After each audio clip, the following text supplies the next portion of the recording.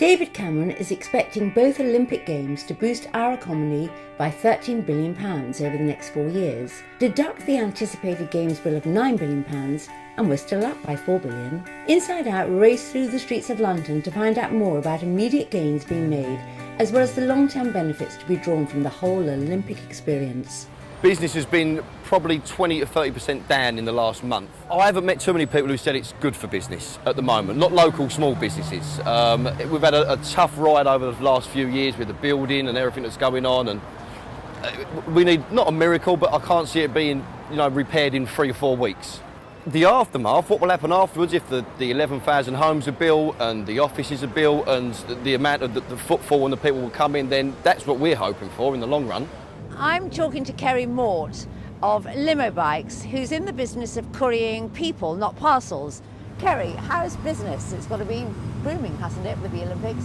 It is. It's very, very busy. We've got lots of extra bookings because of the Olympics specifically.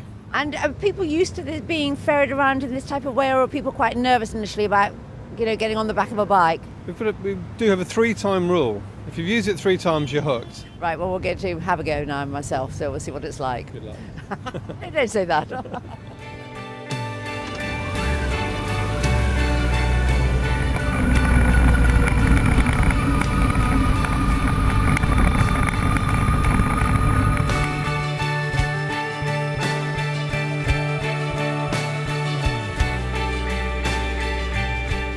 My first port of call was to the CBI at Centre Point to talk to London Director Sarah Parker on the CBI's assessment of how well the UK could stand to prosper from the Games.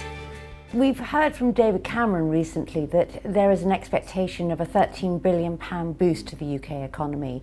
Now, how can businesses continue to capture such opportunities in the afterglow of the Games? Well, this is a really important question, because I think ensuring that business legacy from the Games is going to be one of the critical factors that determines whether or not the Games were actually a success. And we've seen a number of different studies that have looked at those after benefits of the Olympics.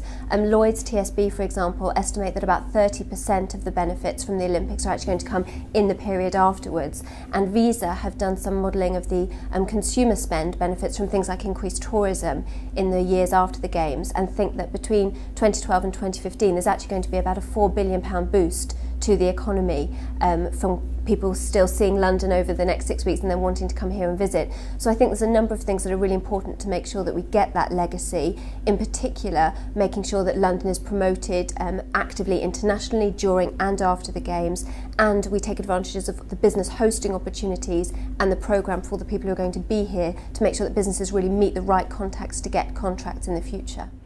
And what needs to be done to ensure that the Olympic Park area continues to flourish after the Games? Well, we've seen a huge amount of investment go into that part of London. About £6.5 billion has been invested in transport alone, and that's an absolutely essential part of making sure that the legacy from the park is secured. There are a few key tasks over the next few months now, making sure that, for example, some of the Olympic venues have sustainable long-term uses, thinking particularly about the stadium and the media centre, making sure that we get good long-term future uses for those particular venues. But also I think it's important that we look beyond some of the hard infrastructure questions and think about perhaps some of the softer aspects of the Games. Our members in particular were very keen to ensure that the skills legacy is ensured and developed from the Games, and that's going to be really important in making sure that the companies that have supplied goods and services to the Games win contracts overseas. And we've seen already that the consortium that built the stadium have won the contract for the Sochi Winter Olympics in 2014, and we've seen similar things in Rio for 2016 as well. And then also making sure that some of the regeneration in East London is really taken advantage of over the next few years.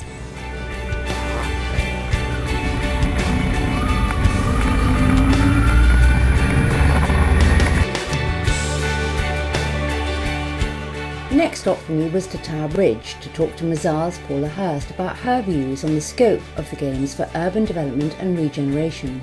So Paula, let's start with your top 3 regeneration benefits that the Olympic Games will be bringing to the East London. The Olympic Games has brought a huge amount of focused investment into East London, a scale of which hasn't been seen for the last 20 years. And with that has come obviously a huge amount of increased spend within the local area. That's led to supply chain opportunities for local businesses, jobs for local people, but also importantly has created huge improvement in connections within the local area, and connections to East London as well as within East London, both in terms of transport but within also in terms of physical connections across the East London boroughs. What can business learn from the ongoing local regeneration benefits of the Olympic Games? Real leadership from within the Olympic Delivery Authority, the London Organising Committee, that's really demonstrated and said this is a regeneration project, this isn't a construction project, this isn't just about the Games, and really pushing through that commitment to the social, economic and lasting change for the area throughout the entire supply chain over the entire project. Now, all clients, I think, should have the guts to be able to challenge themselves to do that.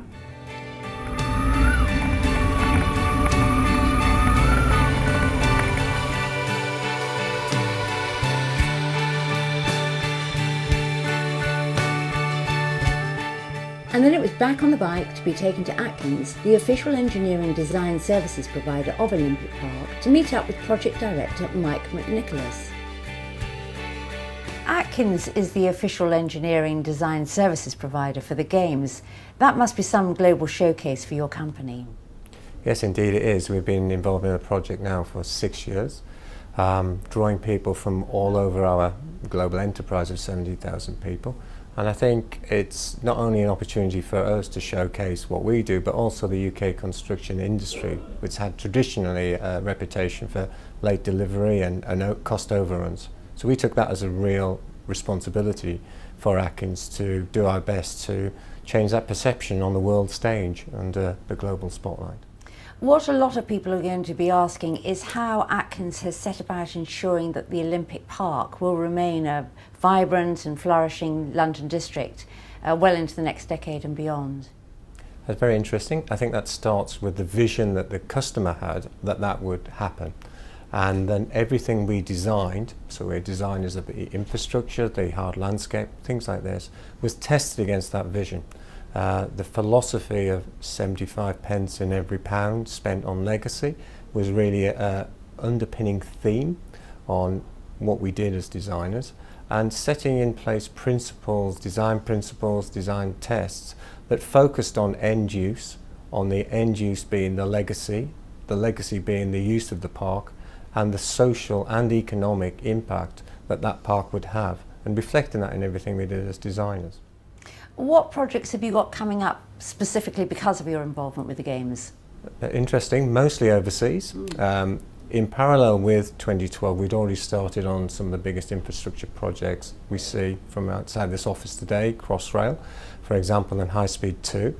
But overseas, we've seen the pull that the Olympics had for large overseas governments like Qatar, where we're working as the central planning office, looking at the delivery of their infrastructure program up to 2020. And then King Abdullah International Airport, the largest airport in the world. We have a team of over 1,000 people deployed onto that project across 4 continents, I think, in 10 offices, delivering the largest control tower in the world, an airport the size of the whole of Gatwick campus within 18 months.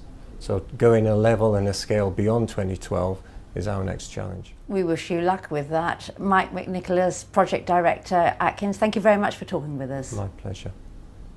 What goes around comes around is a well-spun saying. Thanks to limo bikes, I certainly got around London to talk to our guest interviewees. Here's hoping the investment that's gone around Olympics 2012 will come around to benefit the UK economy.